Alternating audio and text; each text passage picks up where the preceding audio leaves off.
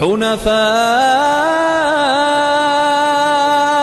لله غير مشركين به ومن يشرك بالله فكأنما خر من السماء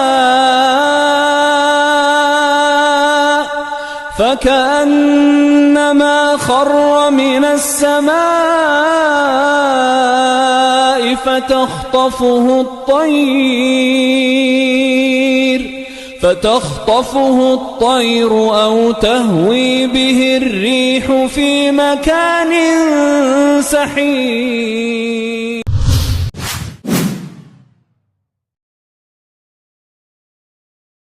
Semua dalil tentang larangan syirik termasuk di situ dalam buat riya. Karena riya bagian dari syirik. Cuma perbedaan nanti hukumnya.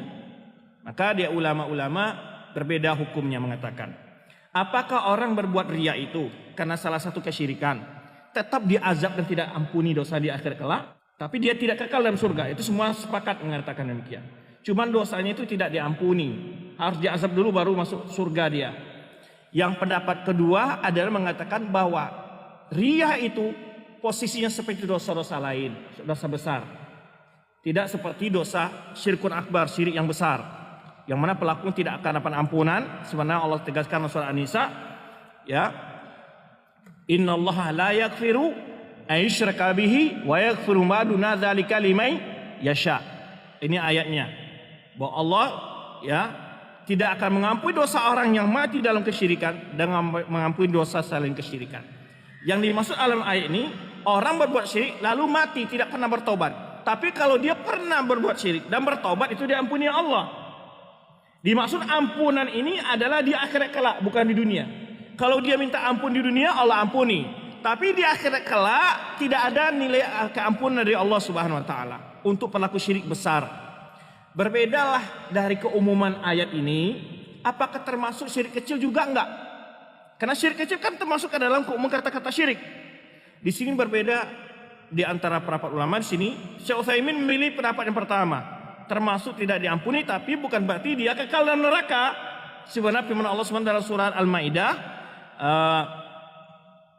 wa may yusyrik billahi faqad haramallahu 'alaihi jannah. Orang berbuat syirik Allah haramkan baginya surga. Tapi gurunya Syekh Muhammad bin Shalih Al-Utsaimin, Syekh Abdurrahman Sa'di menjelaskan enggak. Ya, ini saya kisahkan karena murid guru ulama lain banyak pendapat seperti dari dua kubu ini ya. Cuman saya melihatkan bagaimana antara guru dan murid itu beda pendapat, tidak seperti sekarang ini. Jangan antara guru dan murid, kita dengan tetangga aja beda-beda khilafiyah, saling usir ya. Kata Syekh Abdurrahman Sa'di enggak diampuni. Dalilnya mana? Dalilnya ayat yang kedua kita bacakan tadi. Kalau kamu ambil keumuman, kalau kita ambil keumuman ayat dari ayat surah An-Nisa, Allah tidak mengampuni. Tentu kita ambil juga keumuman dari surah Al-Maidah. Berarti Allah dia tidak akan pernah masuk surga. Nah, yang membedakan di mana? Membedakan kata-kata asgar. Maka oleh sebab itu Rasulullah SAW menjelaskan tentang pembagian itu. Ya, ketika Rasul mengatakan, akhwafu alaikum asyirkul asgar, fasuila anu faqala riya. Yang paling aku khawatirkan pada kalian, kata beliau kepada sahabatnya, adalah syirik kecil. Maka dia keluar dari keumuman hukum syirik besar itu. Nah, itu diantara perbedaan pendapat ulama tentang hal ini. Tapi tidak ada seorang para ulama mengatakan orang pelaku syirik kecil, riya, itu adalah kekal di dalam neraka. Baik. Pembahasan berikutnya adalah tentang bagaimana pengaruh riya ke dalam amalan. Ada 3 posisi disebutkan oleh para ulama. Yang pertama, dasar amalnya itu riya. Kalau amalnya selalu riya, itu ada syirkun asgar. Beda antara orang riya sesekali ya dengan semua amalnya selalu riya. Jadi kalau asal setiap amalnya riya terus, jatuh kepada syirkun asgar. Kalau motivasi semua amalan biasa-biasa amal semua itu riya, ya seperti orang munafik dia. Sekarang kita sebutkan adalah kondisi amal. Kalau umpamanya dia beramal, asasnya riya, tapi asas riya ini kita sebutkan tidak setiap amal ya, hanya sekali. Ini amalnya batal. Amalnya batal. Kalau dari awal sudah riya, batal amalnya, nggak dapat pahala dan dia mendapat dosa. Yang kedua, asalnya ikhlas dia. Catat yang pertama tadi ya. Saya lanjutkan pembagian dulu sedikit. Yang kedua adalah amal itu awalnya ikhlas. Lalu datang bisikan buat ria dia. Buat ria dia. Tok tok tok, orang ngetok pintu, rupanya mertuanya atau siapalah masuk gitu ya. Nah, ada orang perasaan lewat di belakang. Ketika datang itu dia tolak. Nah, itu tidak berpengaruh.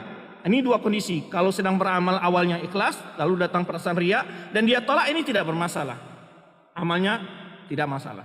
Cuman kalau dia yastarsil, berlanjut sampai selesai amalnya, ini berbeda pendapat ulama. Ada yang mengatakan batal, ada yang mendapat pahala sesuai dengan niat awalnya.